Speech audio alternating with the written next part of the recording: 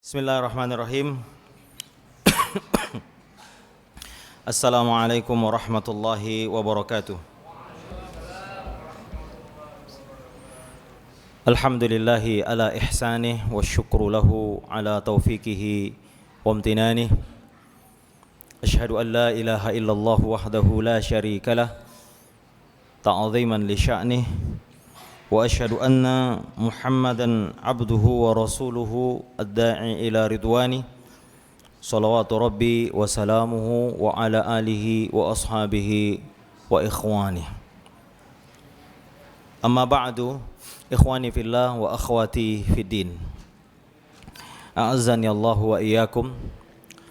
Kita memuji Allah Jalla Jalaluh oleh karena limpahan rahmat taufiknya, karena tidak ada kebaikan kecuali karena pertolongan Allah tabaraka wa ta'ala. Karena itu Syekh Utsaimin rahimahullah ketika mentafsir iyyaka na'budu dan iyyaka nasta'in, Allah menggandengkan antara na'budu dan nasta'in karena ibadah itu berat. Kita butuh pertolongan Allah tabaraka wa ta'ala. Berjalan ke masjid perjuangan bagi seorang laki-laki. Untuk sampai ke sini ya ikhwan, perjuangannya lebih berat daripada lari mungkin 10 kilo. Karena itu orang yang bisa beribadah ke masjid, duduk di majelis ilmu, tidak lain dan tidak bukan karena pertolongan dan hidayah yang selalu kita minta. Ihdinas sirata al-mustaqim. Karena itu penduduk surga ketika masuk surga, yang pertama kali mereka puji adalah hidayah dari Allah Jalla wa Ala. Alhamdulillahilladzi hadana lihada wa ma kunna linahtadiya laula an hadanallah. Ini perkataan penduduk surga. Semoga kita juga bisa mengucapkan kalimat ini di surga nanti. Amin. Ya. Taib, ya ikhwan, kita lanjut pelajaran kita, masih 50 kaidah kehidupan dalam Al-Qur'an yang dirangkum dalam beberapa judul ya. Dan kita sudah masuk ada kaidah yang ke-16 ya. Ada 3 minggu, 3 pekan kita tidak lanjutnya ya. Ya. Taib, yaitu ada ayat di dalam surah Al-Maidah. Surah Al-Maidah. Al-Maidah artinya apa ya ikhwan? Hidangan ya. Karena ada permintaan umatnya Nabi Isa yang ingin bukti ya, agar bisakah Allah Jalla wa Ala menurunkan Al-Maidah dari langit. Dan memang diijabah oleh Allah, turun dari langit. Dalam sebagian tafsir dikatakan yang turun itu hidangan ikan bakar, Pak. Ya, ini orang Makassar suka sekali ikan bakarnya. Ya, lengkap dengan bumbu-bumbunya. Bayangkan ada makanan turun dari langit ya ikhwan. Ya. Makanya disebut dengan alma hal yastati'u rabbukum dalam Al-Qur'an. Apakah bisa Rabbmu wahai Isa menurunkan Maidah untuk membuktikan keimanan mereka? Ingin mengimani. Ya, maka disebut dengan surah ini dengan surah Al-Maidah. Dan memang banyak berkaitan dengan hukum-hukum berkaitan halal haram dan juga masalah makanan di dalam surah Al-Maidah ini. Dalam surah Al-Maidah ada ayat yang Allah Ta'ala gambarkan di dalam Al-Quran.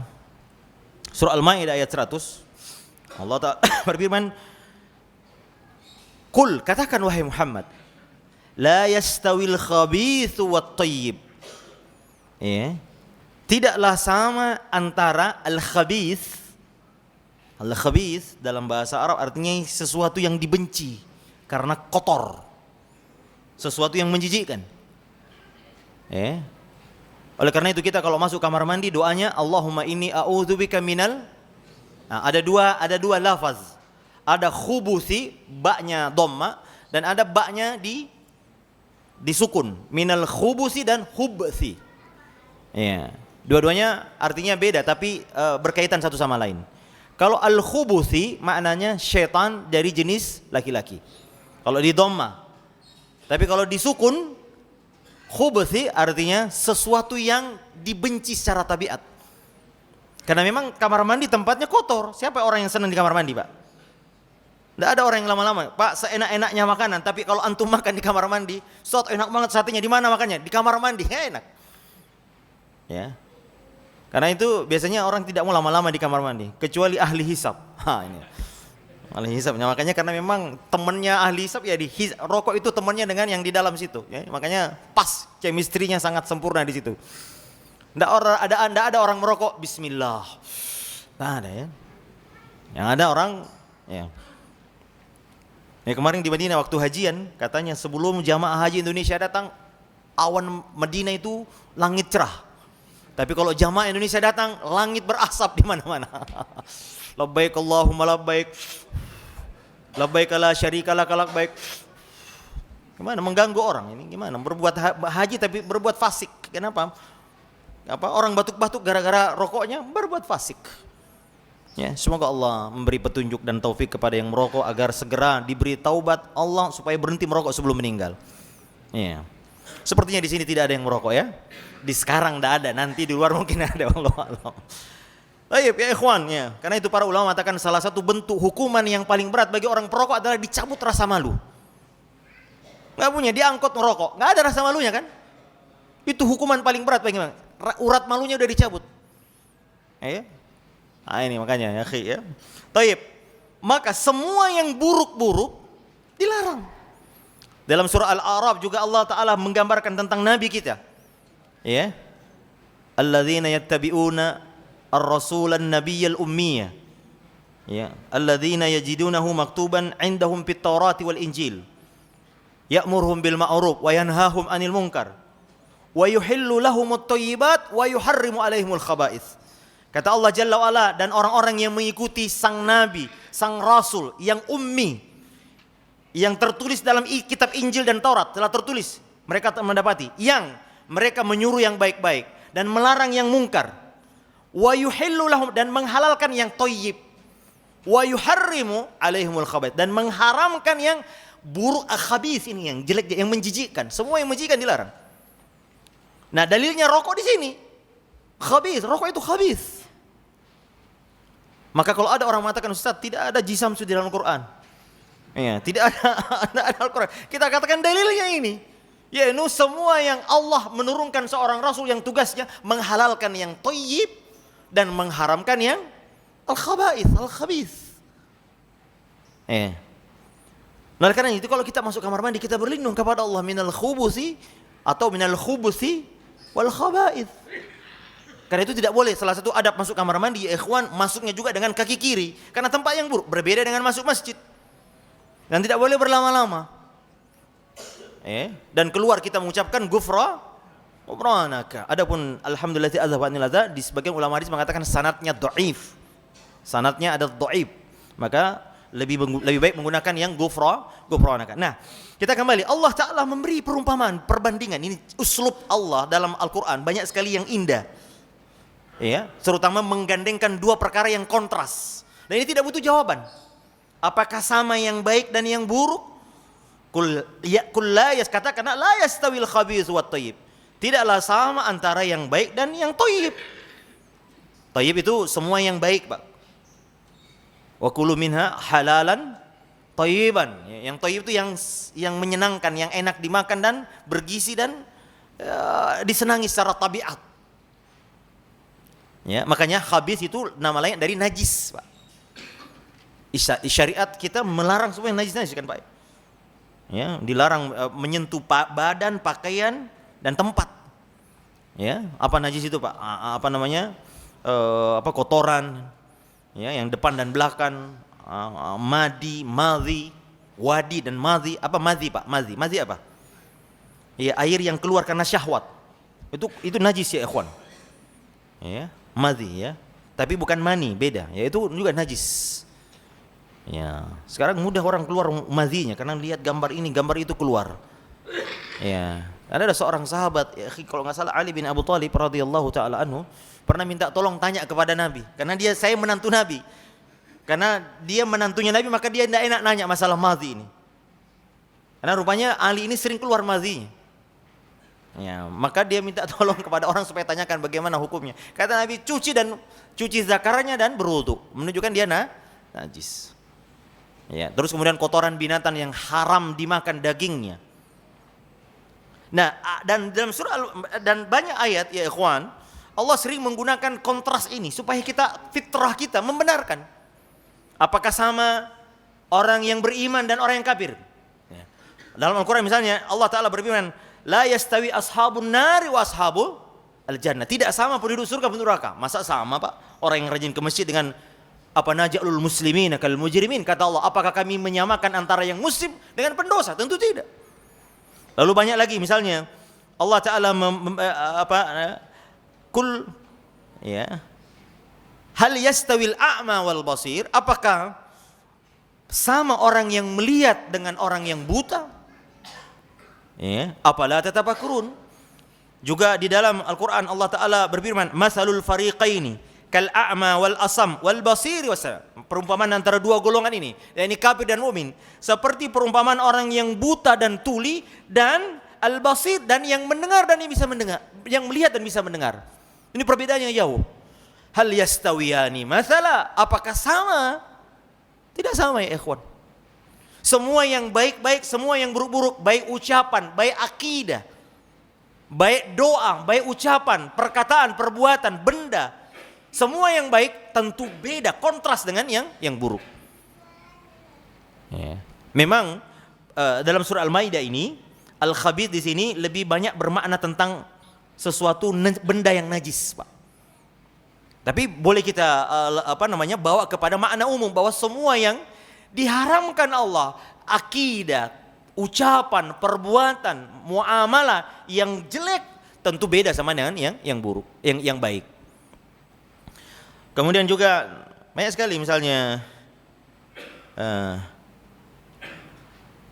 ayat-ayat seperti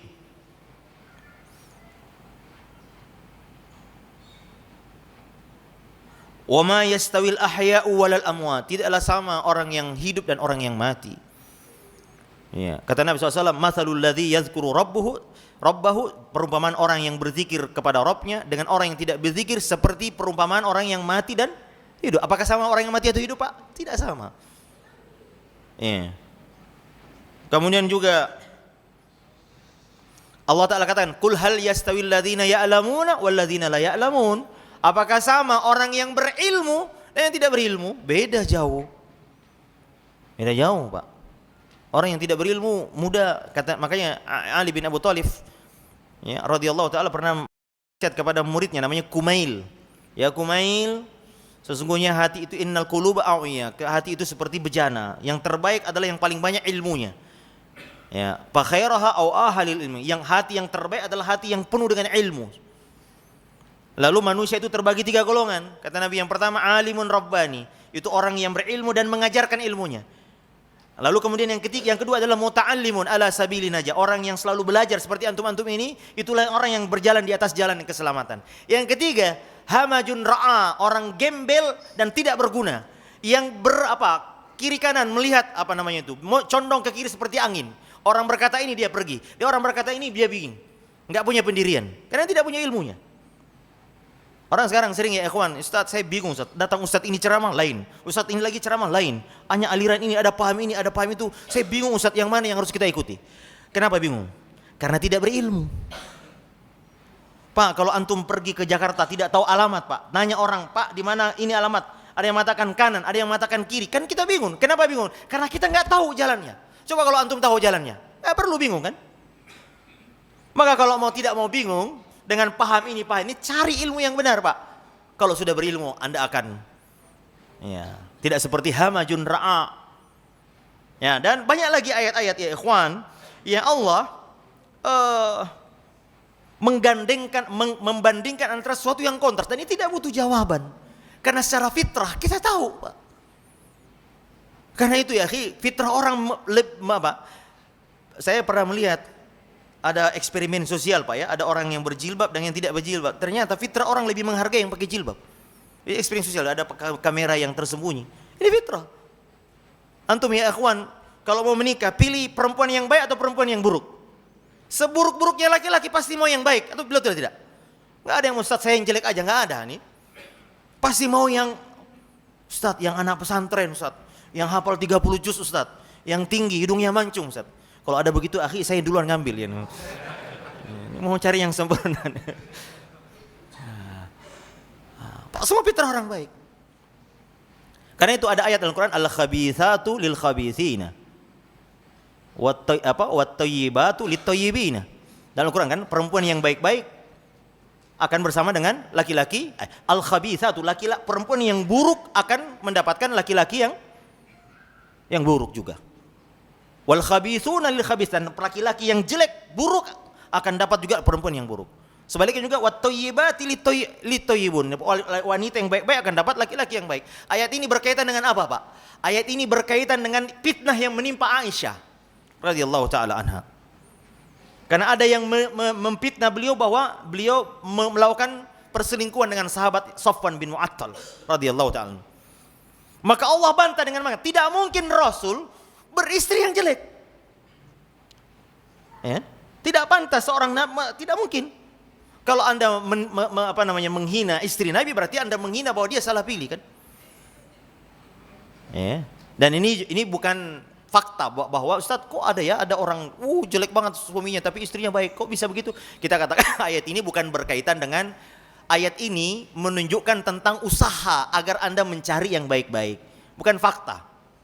Karena Al-Quran itu bermakna fakta, menerangkan tentang fakta keadaan sesuatu. Ada yang menunjukkan anjuran untuk mencari yang baik-baik. Ya.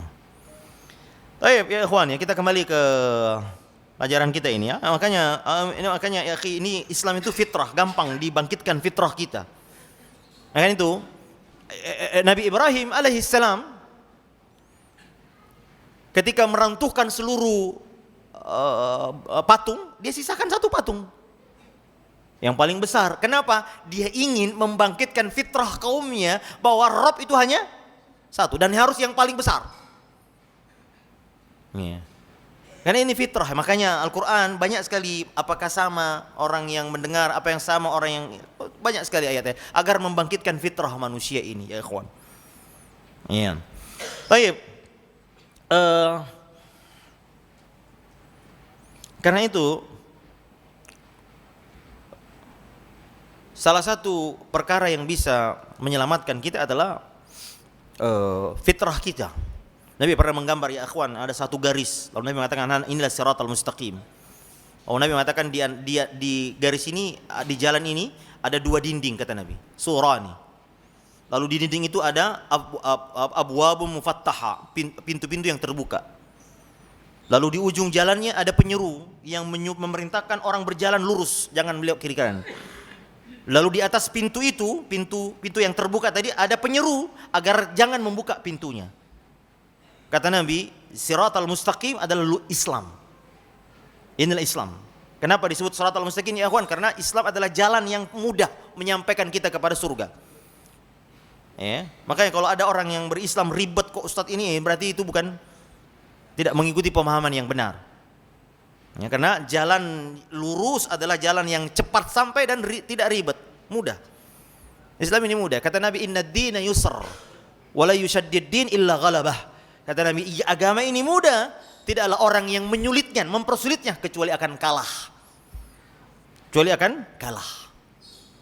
Biasanya orang yang tidak punya ilmunya, ya ini meribet-ribetkan, ya mempersulit.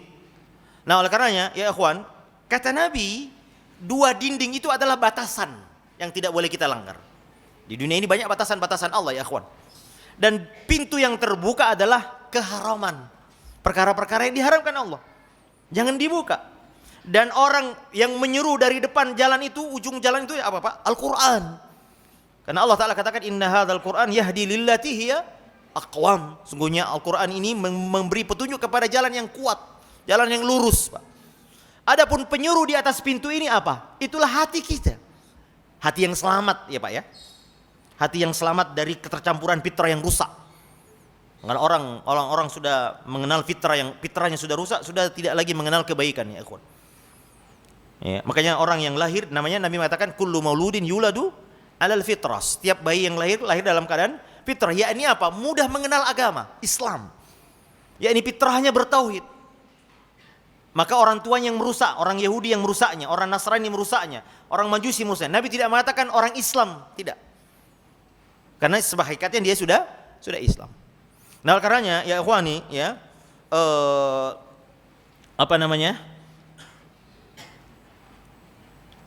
Ayat ini, kaidah ini menunjukkan kepada kita ya ikhwan, bahwa hal yang buruk tidak sama dengan hal yang baik.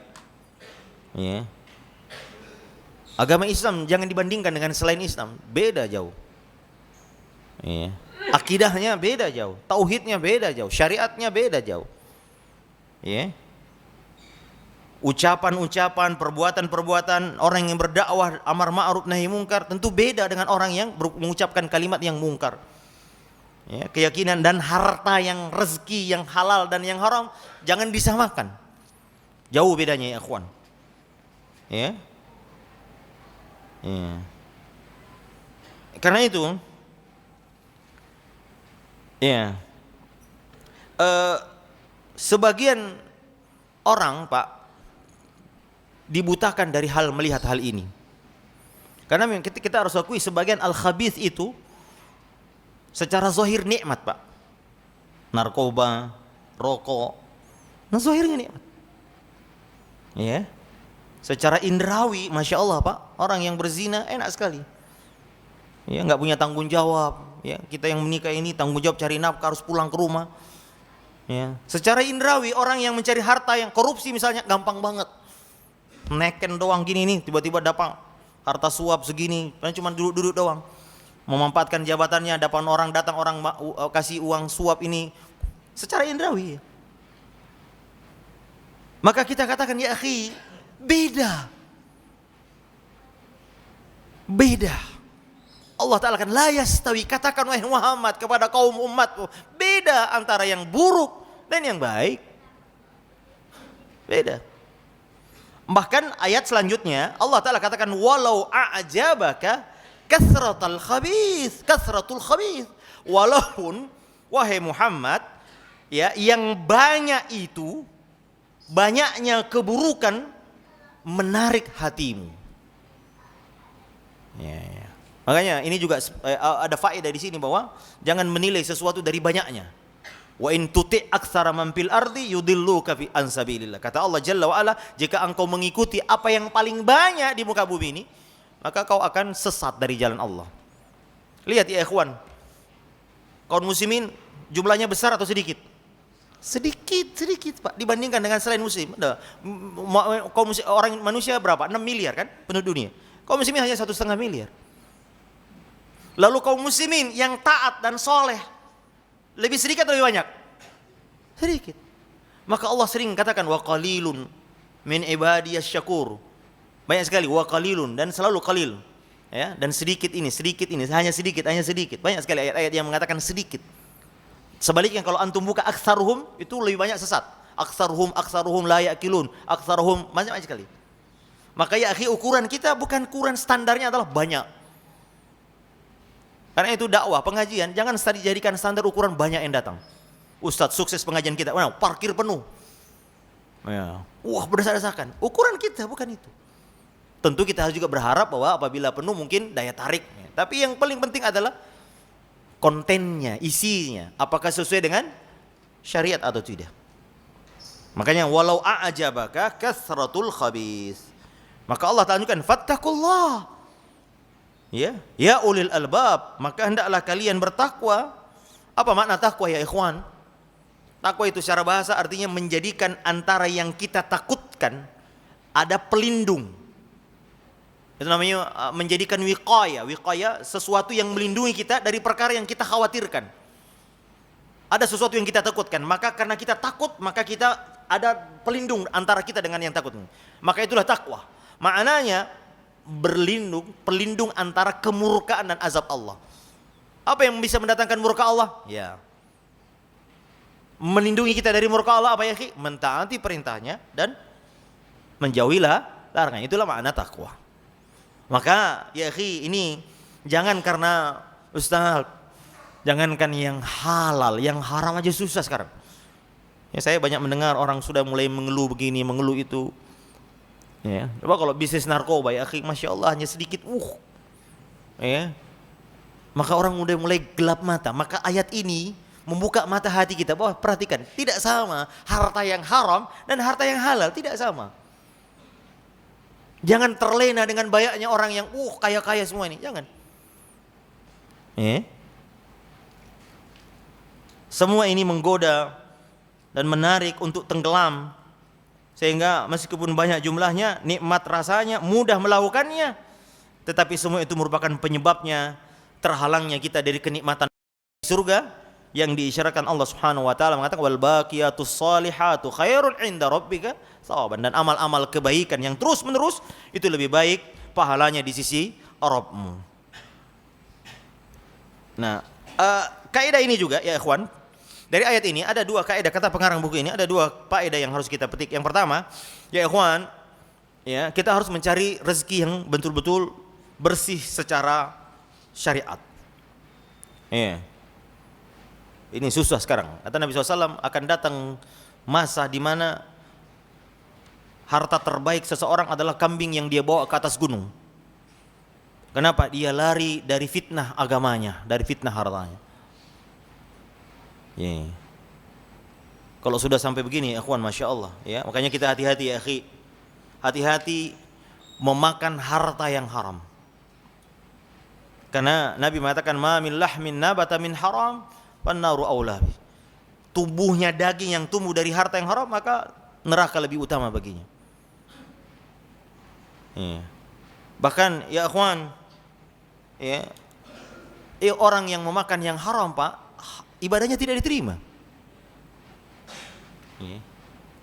Dalam hadis disebutkan ada orang yang melakukan perjalanan panjang, lalu dalam perjalanan sampai saking perjalanannya jauh sampai kusut syu'san ghubra, kusut pakaiannya, rambutnya berdebu, lalu dia mengangkat tangannya berdoa, wa yamuddu yadahi. Lihat ya akhi, kesempatan untuk diijabah doanya. Pertama, dia musafir itu mustajab doanya. Yang kedua, dia mengangkat tangannya. Ya, orang yang mengangkat tangan lebih dijabah, karena Allah itu maha pemalu. Jika ada hamba yang mengangkat tangannya, Allah malu tangan itu turun dalam keadaan kosong. Lalu dia mengulang-ulang, ya Rabbi, sunnah berdoa diulang-ulang. Ya. Tapi apa kata Nabi? Wa ta'amuhu haram, wa mat'amuhu haram, wa masyrabuhu haram, wa ghudhiya bil haram, fa anna yustajabulah. Tapi dia makanannya haram, minumannya haram, dan dia perutnya kenyang dari haram. Bagaimana dia mau diistijabah doanya? Hati-hati ya ikhwan, ya, dengan rezeki. Kemudian juga ya akhi,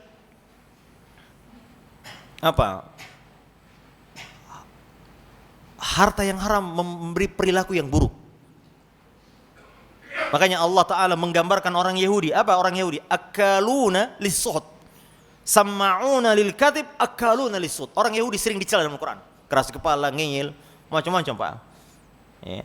Suka membunuh Nabi, wah macam-macam lah. Pokoknya Yahudi sangat. Salah satu penyebabnya, kata Allah dalam Al-Quran, akaluna lis-suhut, sering makan riba mereka. Suap, suhut itu harta yang haram, seperti suap. Ya. Mereka akalun ini mubalaghah, maksudnya sering banget kehidupannya itu akal. Maka ya akhwan, ya, hati-hati ini. Ya, perilaku kita. Harta yang haram itu membentuk. Makanya rijis, dikatakan rijis. Di awal-awal surah Al-Maidah, antum perhatikan, di awal surah Al-Maidah Allah banyak menyebutkan perkara yang haram. Hurrimat alaikumul maitatu. Allah Ta'ala katakan, diharamkan bagimu al-maitatu. Apa itu ya akhwan? Al-maitatu, bangkai. Ya. Lalu kemudian waddamu, darah. Ya. Walahmul khinzir, dan daging babi. Makna lahm di sini adalah seluruh tubuhnya. Walaupun disebutkan daging, tapi kalau ulama mengatakan seluruh tubuhnya, lemaknya, kukunya, semua, kulitnya tidak boleh, haram. Ya, walaupun disebut di sini laham, tapi para ulama mengatakan yang dimaksud adalah seluruh, ya, tubuh dari babi itu. Wa ma uhilla li ghairillah, dan apa-apa yang disembelih bukan karena menyebut nama Allah. Ya. Wal munkhaniqatu, binatang yang tercekik. Wal mauquzatu, yang terjatuh. Wal mauquzatu ini munkhaniqatu, yang terpukul, yang dipukul, ya. Ya, wal mutaraddiyah, yang terjatuh. Wan natihatu, yang ditanduk. Wa ma akala as-sab'u, dan apa-apa yang dimakan oleh binatang buas. Illa ma zakkaitum, kecuali sebelumnya kau sempat menyembelihnya. Ya. Disembelih segera. Kalau masih bisa sembelih sendiri, maka dagingnya haram. Wa ma dzubiha 'alan nusubi, dan apa-apa yang disembelih karena ingin mengundi nasib. Wa antastaqsamu bil azlam, kalian maaf, wa anzubiha yang disembeli di depan berhala. Ya. Dan ini masih banyak di negeri kita ya kan. Saya pernah ceramah di salah satu kantor. Dia bilang, Ustaz, kita kalau mau ngebor, ada kebiasaan kantor tanam kepala kerbau dulu baru. Ya. Ini bahaya. Inilah yang disembeli selain Allah. Yaitu lakbala katanya kepada penghuni jin di situ. Ya, disembeli dulu. Nah ini haram. Memang kan disembeli selain untuk persembahan berhala. Wa antas taqsimu bil azlam, dan kalian mengundi nasib. Dzalikum fisq. Demikian itu fisq. Ya, no, sesuatu yang menjijikkan. Nah makanya ya ikhwan ya, hati-hati dengan mencari harta yang haram ya. Apa dari sumber harta yang haram itu? Hanya Al-Quran mengatakan ya ayyuhalladzina amanu la ta'kulu riba ya ayyuhalladzina amanu la ta'kulu amwalakum bainakum bil batil illa an takuna tijaratan an taradin minkum. Di sini dua sumber harta haram. Ya wahai orang-orang beriman, janganlah kalian memakan harta saudaramu kecuali dengan jual beli dengan cara yang batil, dan atau dengan jual beli yang kecuali dengan jual beli yang engkau saling redha. Kata para ulama, ini sumber harta yang haram. Yang pertama, harta yang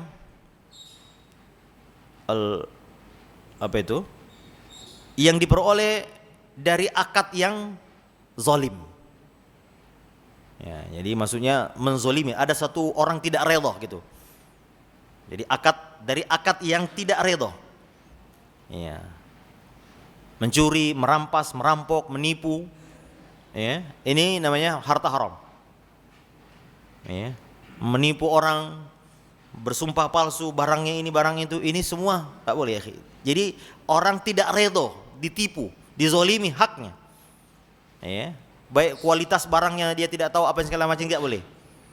Ya, seperti merampok. Dan ini ya akhi, untuk kasus seperti ini, maka Anda tidak selesaikan di dunia, di akhirat nanti Allah akan panggil kita untuk menyelesaikannya. Orang yang tidak bayar utang, Nabi pernah tidak sholatkan. Kenapa? Karena itu tadi. Semua yang harta yang dari yang pertama ini, harta yang Anda peroleh secara zalim, kita pernah meminjam barang, tidak kita kembalikan.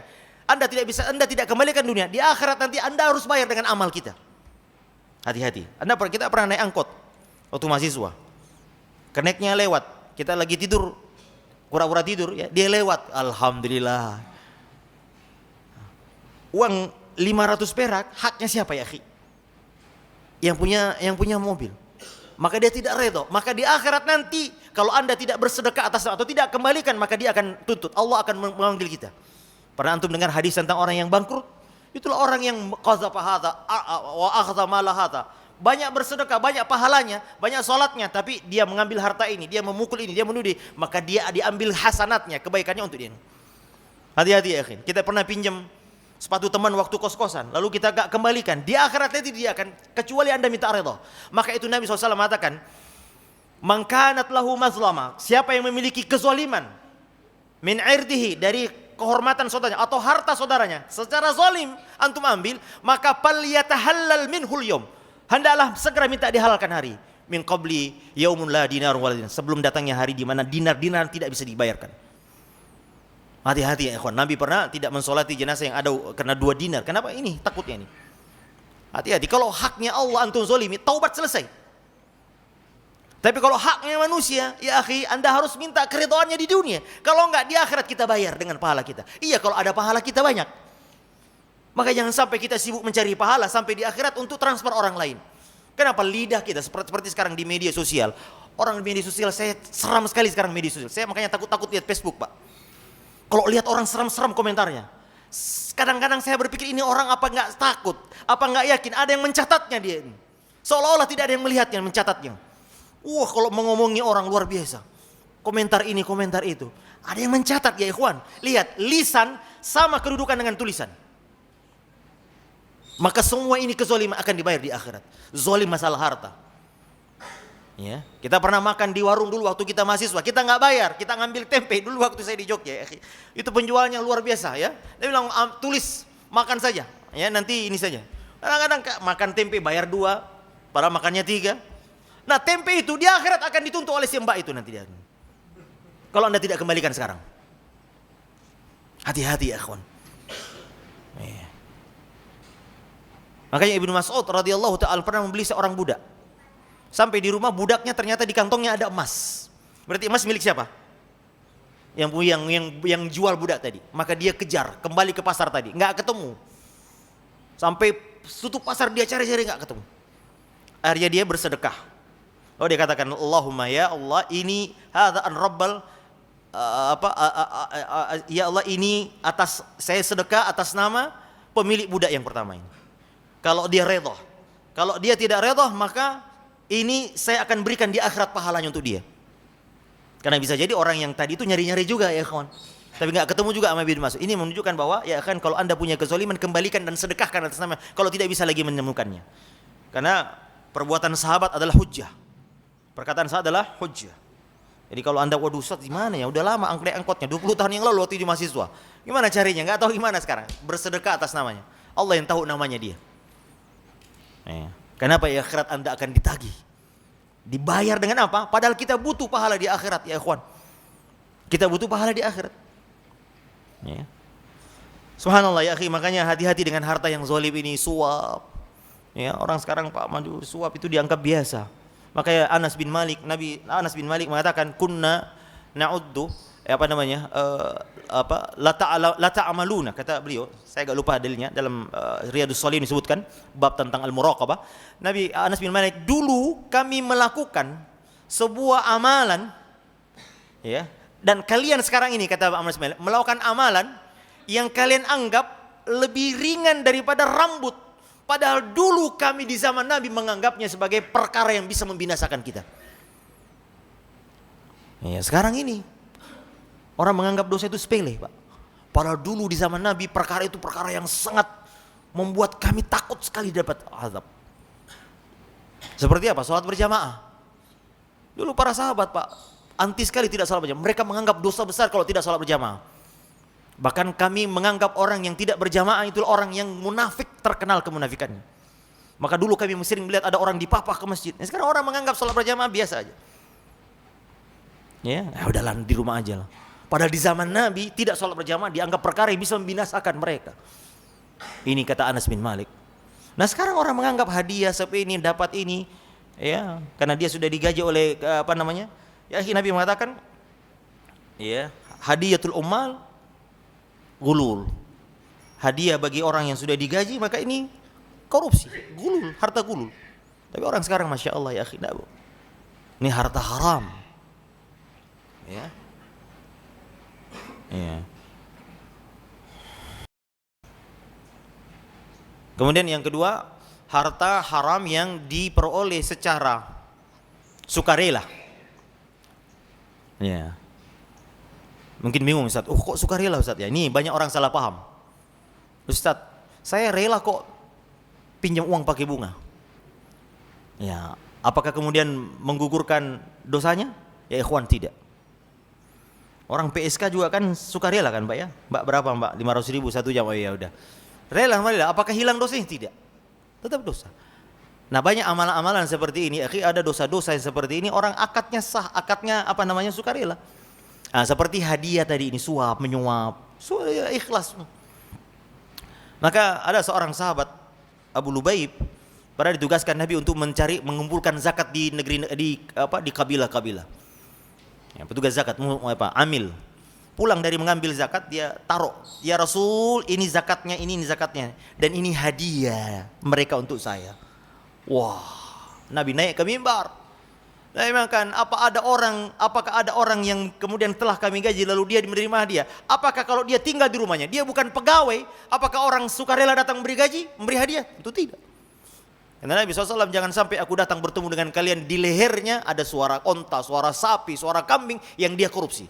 Ini harta khianat namanya Pak. Orang yang sudah digaji lalu mengambil dari harta orang lain, namanya mengkhianati harta orang. Mengkhianati negara yang sudah menggajinya.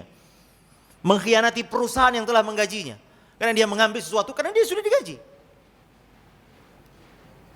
Ya akhi, kita digaji waktunya atau pekerjaannya? Anda kalau bekerja di perusahaan, yang digaji, kita digaji waktu kita atau pekerjaan kita? Waktunya ya ikhwan. Ada orang jam 12 sudah pulang, yang penting kan selesai pekerjaan saya Ustaz. Dia cari sampingan, ini tidak boleh. Karena Anda sudah dari jam 8 sampai jam 5, saya bayar Anda untuk tinggal di kantor. Maka kalau Anda melakukan pekerjaan selain pakai kantor, maka ini zolim ya akhi, dengan mempekerjakan kita. Karena kita waktunya. Sebagian orang mengatakan yang penting beres pekerjaan. Tidak. Kecuali memang ada akadnya beda ya, akadnya beda.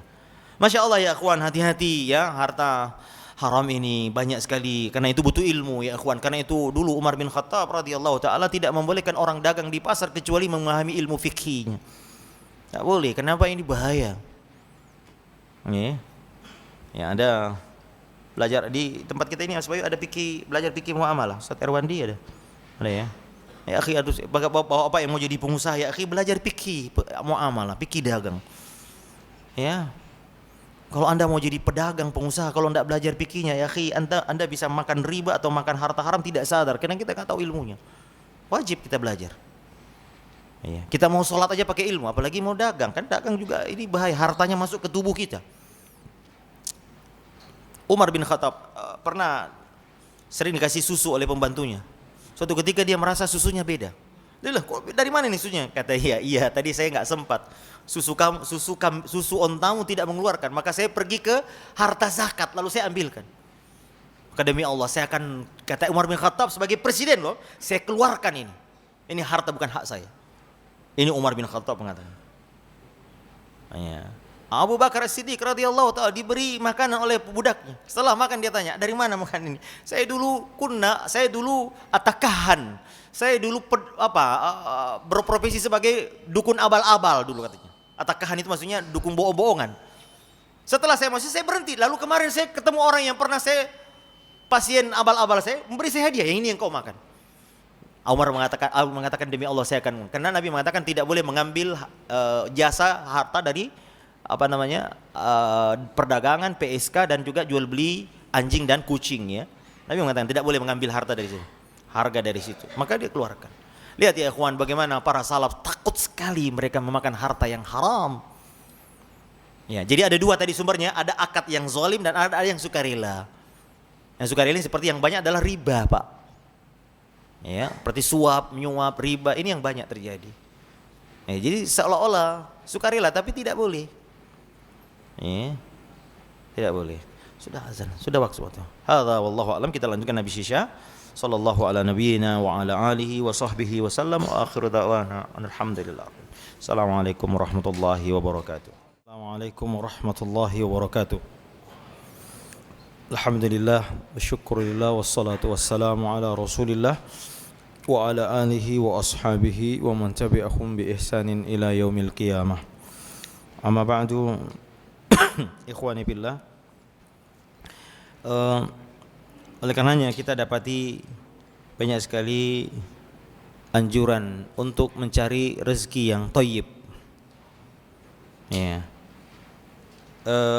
Di dalam hadis disebutkan, di dalam ayat-ayat disebutkan Allah Ta'ala perintahkan para nabi-nabi dan rasulnya untuk mencari rezeki yang baik. Allah Ta'ala katakan, ya ayyuhar rusulu kulu minat thayyibati wa'malu salihan. Kata Allah, kalau kepada Rasul manusia terbaik Allah perintahkan, apalagi kita, makanlah yang thayyibat, yakni yang halal, yang baik, ya rezeki yang baik, wa amalu salihan, dan beramal soleh lah. Dikaitkannya antara makan dan beramal soleh menunjukkan bahwa mencari rezeki yang baik dalam rangka kita beramal soleh. Kemudian juga Nabi SAW dalam banyak hadis menganjurkan kita, ya, Nabi mengatakan, ma akala ahadun ta'aman qattun khairan min ayyakula min amali yadihi. Tidaklah seorang mengkonsumsi makanan yang lebih baik daripada memakan hasil jeripayahnya sendiri.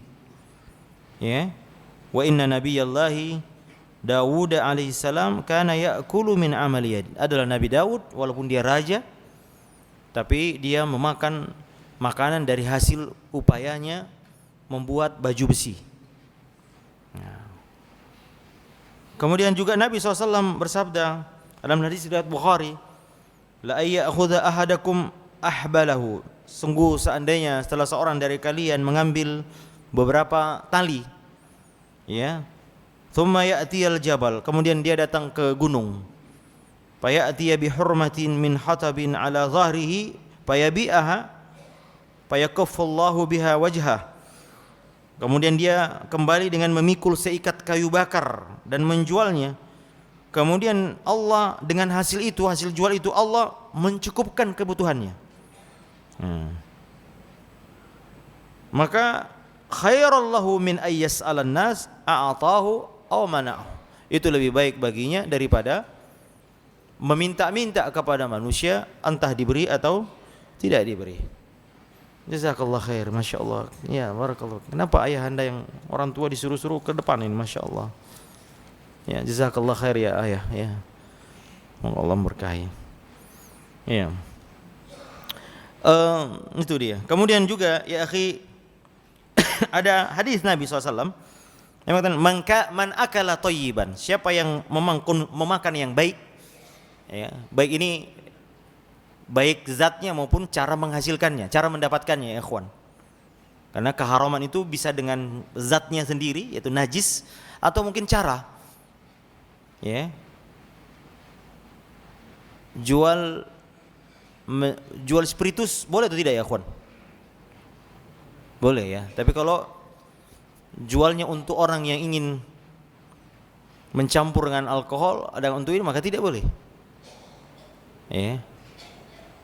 Ya, jadi bisa zatnya yang haram atau cara mendapatkannya dengan cara yang haram. Lalu wa amila fi sunnatin, dan dia melaksanakan sunnah-sunnah. Wa aminan nasi bawa'iqahu, wa aminan nasa bawa'iqahu, dan dia membuat aman orang lain karena sifatnya. Artinya dia tidak mengganggu orang dengan keburukannya. Maka Nabi mengatakan dakhalal jannah, hadis riwayat Tirmizi, maka dia masuk surga. Man akala thayyiban, dia makan rezekinya mencari harta yang baik-baik, wa amila bi sunnatin, dan dia mengamalkan sunnah-sunnah. Ya, lalu apalagi Pak? Wa aminan nas bawa'iqahu, dan dia tidak mengganggu orang lain. Masya Allah, ini 3 syaratnya. Nabi mengatakan ia akan masuk surga. Ya. Imam Ahmad rahimahullah taala meriwayatkan Nabi SAW bersabda, arba'un idza kunna fik fala 'alaika ma fataka minad dunya. Ada 4 perkara, jika keempatnya ada pada dirimu, maka segala urusan dunia yang luput darimu tidak akan membahayakan kalian. Apa itu kata Nabi? Ya, hifdzu amanah, menjaga amanah. Wasidqu haditsin, dan jujur ketika berbicara, berkata benar. Wa husnu khaliqa, dan akhlak yang baik. Lalu yang ketiga, wa iffatun fi ta'amah, dan menjaga dari makanan yang kotor, yang atau menjaga urusan makanan kita. Oleh karenanya ya ikhwani rahimani wa rahimakumullah, ya hendaknya betul-betul kita perhatikan masalah khabith ini. Karena Nabi SAW la ya'tiyanna 'alan nasi zamanun la yubalil mar'a bima akhadha al-mal am min halalin am min haram. Akan datang suatu ketika masa, kata Nabi, orang tidak peduli dari mana hartanya dia dapatkan, dari halal atau orang cuek, Pak. La yubali artinya orang tidak peduli. Ya pokoknya kenyang, pokoknya banyak. Ya pokoknya banyak. Karena ya ikhwan, manusia kalau tidak dibatasi sifatnya, wa tuhibbunal mala hubban jamma, kalian mencintai harta dengan sangat cinta. Wa innahu lihubbil khairi la syadid. Allah Taala juga berfirman, sungguhnya manusia itu amat sangat cinta. Karena itu kalau tidak dibatasi ya ikhwan, bahaya. Ya, tidak ada perkara yang lebih merusak kehormatan agama kita kecuali kata Nabi hirsul mar'i, yakni keserakahan manusia terhadap harta. Nah ini ya ikhwan ya, ya hendaknya kita menjaga diri dari perkara-perkara ini, karena pengaruh makanan Masya Allah ya akhi, ya mempengaruhi banyak perkara. Menyelamatkan agama kita ini penting, Pak. Ya, kita lebih penting menyelamatkan agama kita. Agama adalah sesuatu yang paling berharga yang harus kita selamatkan, bahkan jiwa pun dikorbankan untuk agama. Maka jangan sampai akhi hanya dengan 1 juta 2 juta kemudian agama kita tidak selamat. Kemudian lebih tenang hati kita. Orang yang bekerja dengan haram fitrahnya tenang hati. Coba kalau orang yang bekerja dengan haram, Pak, dia ya takut kena dicokok KPK, macam-macam lah ya. Kehormatannya akan jatuh. Ya, kemudian juga jiwanya sempit ya ikhwan. Kemudian pengaruh ke anak-anak. Ya, harta, karena kita beri makanan mereka harta yang haram, maka subhanallah. Oleh karenanya ya ikhwan ya, ini perkara yang harus kita ambil dari faedah dari ayat ini, bahwa keharusan mencari sesuatu yang thayyib, ya, yang thayyib. Nabi menamakan Madinah dengan apa, Pak? Toba atau thayyibah, karena kotanya baik, ya. Ya. Karena itu kata para penyair, man lam yutib inda thayyibatin hina tabanas fa aina tutib. Jika kau tidak bisa thayyib di kota thayyib di Madinah, lalu di mana kau mau jadi thayyib? Jadi kalau ada orang pergi ke Madinah, pulang-pulang tidak baik akhlaknya, kita katakan ke kota mana dia mau jadi baik?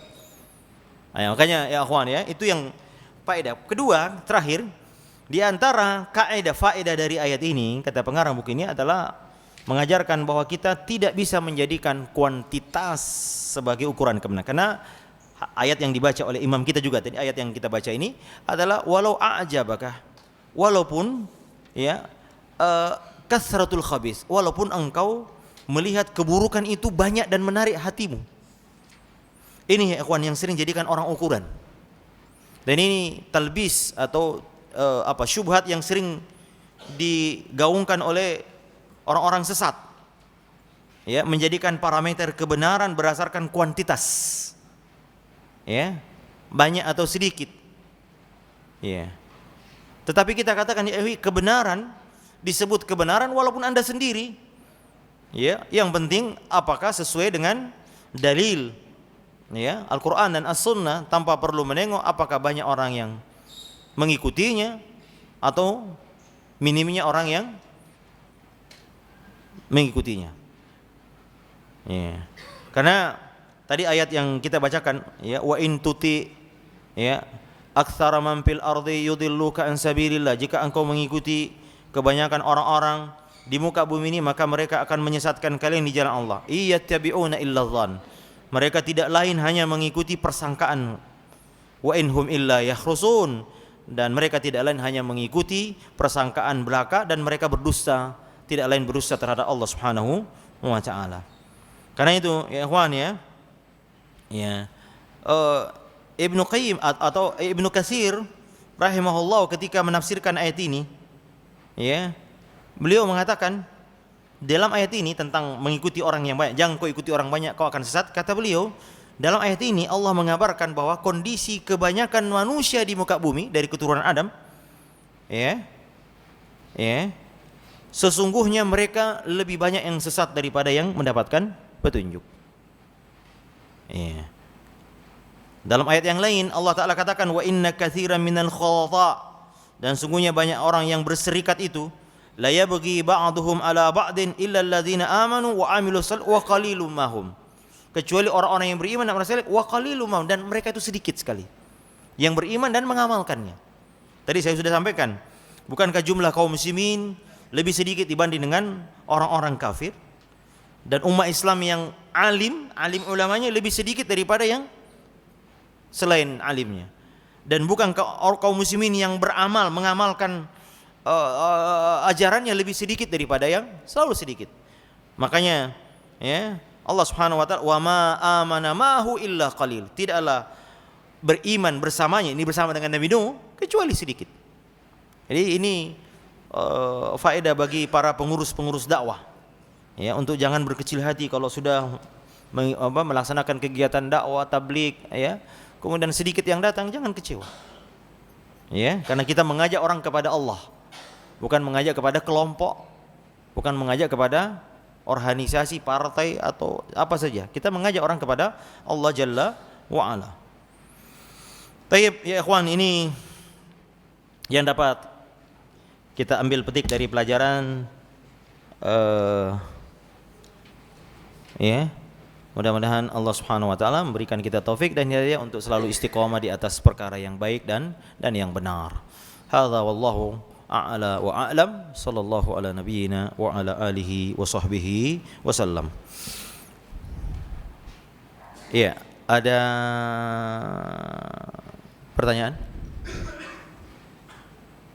Ya ikhwan, ini ada pertanyaan. Masuk. Ini yang pertama dulu ya. Baik. Jazakallahu. Baik, pertanyaannya agak panjang, sebentar.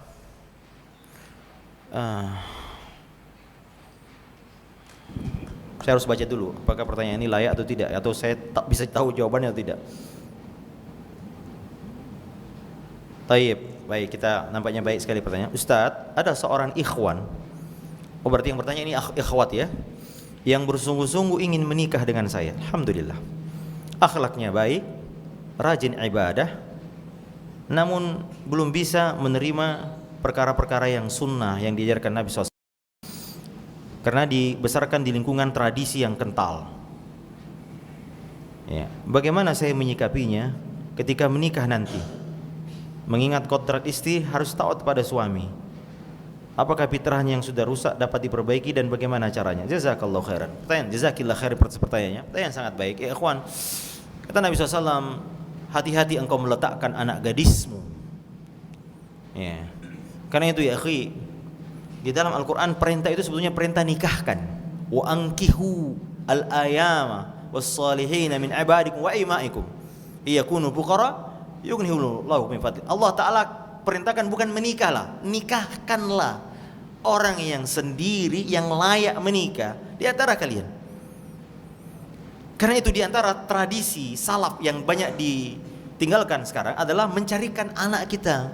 Ya akhi, Abu Bakar dinikahi anaknya oleh siapa? Rasulullah SAW. Umar menawarkan anaknya, dia keliling ke sahabat-sahabat yang dia kenal sebagai orang yang sahabat yang baik. Pertama dia datang Abu Bakar, nikah dengan anak saya Hafsah. Hafsah kebetulan meninggal suaminya. Abu Bakar diam. Datang kepada Utsman yang kebetulan baru meninggal suaminya, istrinya juga Ruqayyah dan Ummu Kulsum ya meninggal. Utsman mengatakan saya belum niat menikah. Ya. Coba lihat, ini Umar bin Khattab.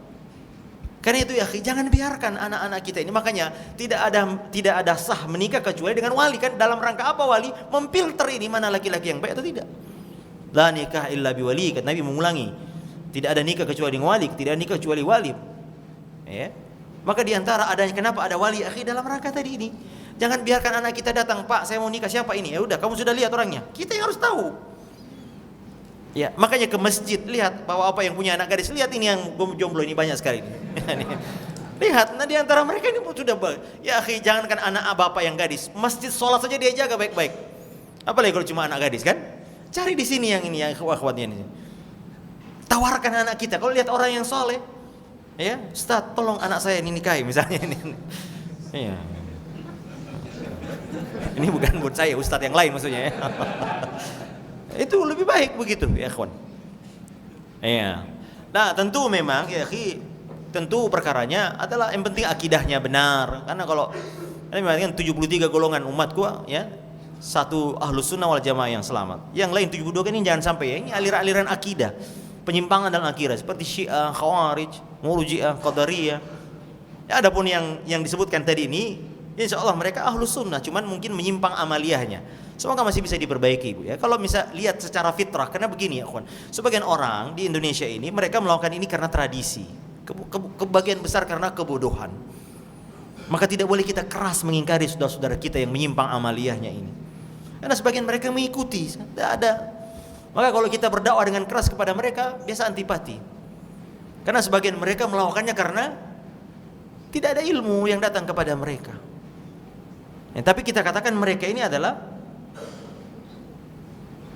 selama tidak menyimpang akidahnya, maka insya Allah semoga masih bisa diperbaiki ya. Jadi ibu, karena apalagi ibu ya akhwat yang bertanya, wanita memiliki sihir yang sangat luar biasa. Kata Nabi SAW, ma ra'aitu naqisati aqlin wa dinin adhaba lil birrajulil hazim min ihdakunna. Kata Nabi, aku tidak pernah melihat makhluk yang kurang agamanya. Coba lihat, kurang agamanya, apalagi yang kurang akalnya. Maka Nabi mengatakan wanita itu diciptakan dari tulang rusuk yang bengkok. Sebagian ulama mengatakan bengkok di sini maksudnya kiasan, karena tidak mudah stabil. Jadi kadang hari ini dia senang, sore-sore udah marah lagi ya. Ini wanita itu begitu ya. Maka dia bengkok. Tapi sebagian malah jumhur ulama mengatakan tidak, betul-betul zahirnya dia dari tulang rusuk bengkok. Dan Nabi mengatakan yang paling keras, yang paling bengkok bagian atasnya. Allah mengatakan paling atasnya mengatakan lidahnya. Ada yang juga mengatakan akalnya ya. Karena sebagian mereka kalau melakukan sesuatu dengan perasaannya. Nah oleh karenanya ibu-ibu akhwat, para Nabi mengatakan, tapi walaupun memiliki kekurangan dua perkara, tapi mampu melululantakkan akalnya laki-laki yang kuat.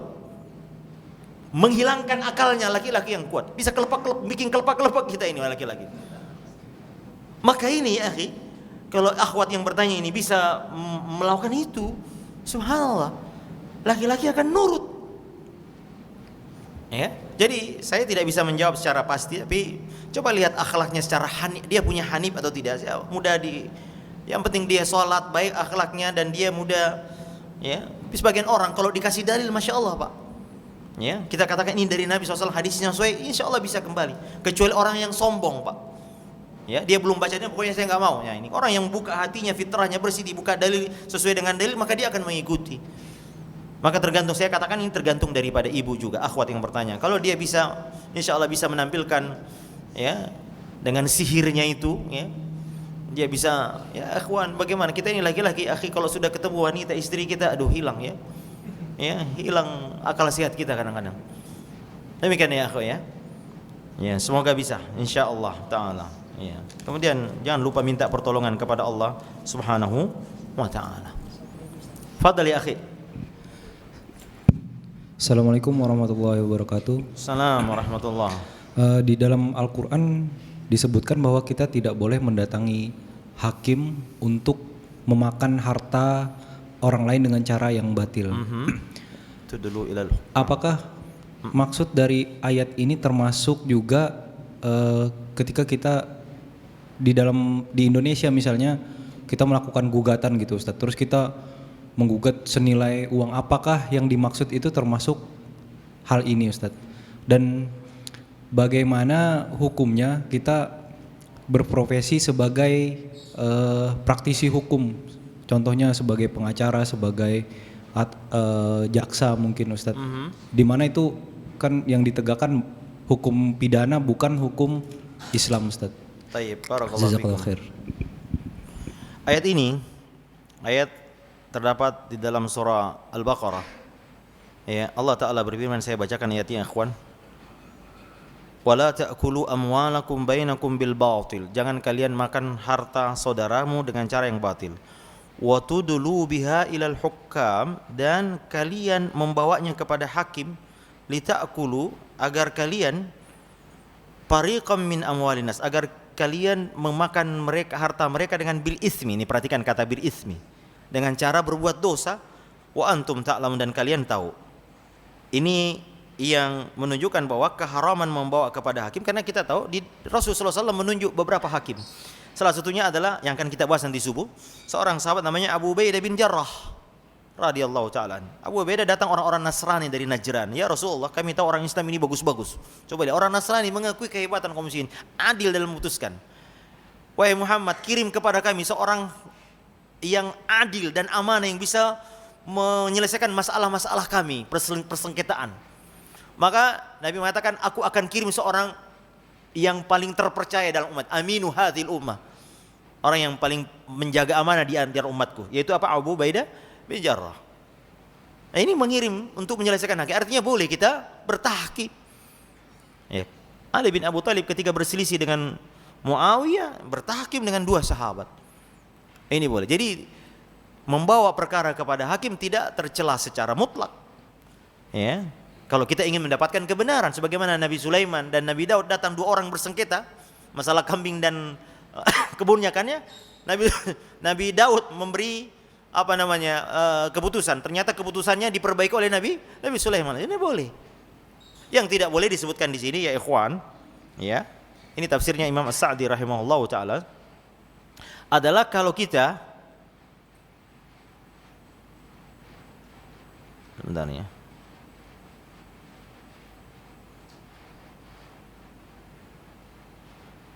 Datang dengan niat membuat merekayasa hukum. Nah, ini yang mungkin banyak terjadi di negeri kita, wallahu alam. Jadi ada celah untuk mengambil harta orang dengan apa? Di depan hakim dia menunjukkan hujah. Sebagaimana Nabi SAW mengatakan, di antara kalian datang kepadaku, mungkin saya mengambil hukum berdasarkan hujah yang dia, kemampuan hujah. Ada orang datang pintar ngomong pak, maka saya memutuskan berdasarkan apa yang saya dengar. Dan saya lihat dari kepintaran berhujah. Maka barang siapa yang saya putuskan salah, jangan sampai kalian memakan harta dengan cara yang zalim seperti itu. Bertobat kata Nabi. Karena sebagai hakim pak, dia hanya Ya, saksi didatangkan. Wah, ada saksi yang hebat bicara dan bisa memanipulasi ini. Katakanlah pengacara kan. Dia bisa ini sehingga hakim, wah ini kayaknya benar ini. Dan sebagai manusia biasa hanya melihat yang zahir. Maka Nabi mengatakan jangan sampai aku memberi keputusan yang salah karena adanya orang yang pandai berhujjah, pandai berbicara padahal salah. Maka yang dimaksud di sini adalah orang yang mendatangi hakim dalam rangka ingin merekayasa hukum, ya, dengan hujjah. Ini disebutkan paman adla ilal hakimi bihujjatin batil, dengan hujjah yang batil, ya, wa hakima lahu bidzalika, dan dia berhukum dengan menetapkan hukum dengan itu, fa innahu la yahillu lah. Ya, dan ini tidak halal. Jadi dengan cara yang batil maksudnya, Pak. Ya, mungkin dengan cara-cara membuat rekayasa hukum atau membuat saksi berbicara ini, ya, atau menyuap saksi atau bahkan mungkin menyuap hakimnya. Ini cara-cara ini, oh, tidak bisa diambil dengan cara yang maka dibawa ke pengadilan. Di pengadilan dia bisa atur segala agar dia bisa menang. Ini yang tidak boleh. Ya, adapun kalau di tugas hakim ya, atau di orang-orang yang berbidang di hukum, kalau mereka betul-betul hanya melaksanakan kewajiban profesionalnya, misalnya menolong orang, membantu konsultasi hukum. Kalau Bapak salah, ini yang benarnya di sini, maka tidak mengapa. Tidak. Adapun pertanyaan untuk apa kalau ini hukum Islam, ini kita katakan ya dalil yang dipakai oleh orang-orang Khawarij misalnya itu, wa man lam yahkum bima anzalallah fa ulaika humul al-kafirun. Kata Ibnu Abbas, kekafiran di sini bukan kekafiran yang mengeluarkan dari Islam. Kufrun duna kufrin, kata beliau. Ya, kecuali kalau antum mengakui itu lebih baik daripada Al-Qur'an, itu yang tidak betul. Kalau hanya sekedar membantu konsultasi hukum, mana yang baik dan mana yang memberikan analisis hukum secara apa yang menurut peraturan, maka tidak mengapa. Ya, maka tidak mengapa. Adapun yang hukum yang kita pakai bukan hukum Islam, wallahu a'lam, ini bukan kekufuran yang mengeluarkan dari Islam. Tapi kita berupaya, ikhwan, kita berdoa kepada Allah Subhanahu wa taala, kecuali kalau ada orang yang mengakui dan meyakini hukum ini lebih baik daripada hukum Allah, nah ini telah kafir. Kalau dia tidak setuju tapi karena hanya menjalankan kewajibannya, tugasnya, maka insyaallah tidak mengapa. Membantu orang yang terzalimi. Seperti banyak sekarang ikhwan kita yang bermasalah dengan hukum. Ya, maka ada pengacara yang membantunya. Kita butuh orang-orang seperti ini, ya ikhwan. Karena hukum ini, masya Allah ya akhi, ya, bisa. Ya, kalau tidak ada orang yang melek hukum di antara kita ini, maka kita akan bahaya. Maka ada orang-orang yang harus bisa dan membantu orang-orang yang terzalimi, maka insya Allah tidak mengapa. Wallahu taala alam bisawab. Saya kira cukup demikian ya ikhwan. Sallallahu ala nabiyyina wa ala alihi wa sahbihi wasallam. Subhanakallahumma bihamdika asyhadu an la ilaha illa anta astaghfiruka wa atubu ilaik. Assalamualaikum warahmatullahi wabarakatuh.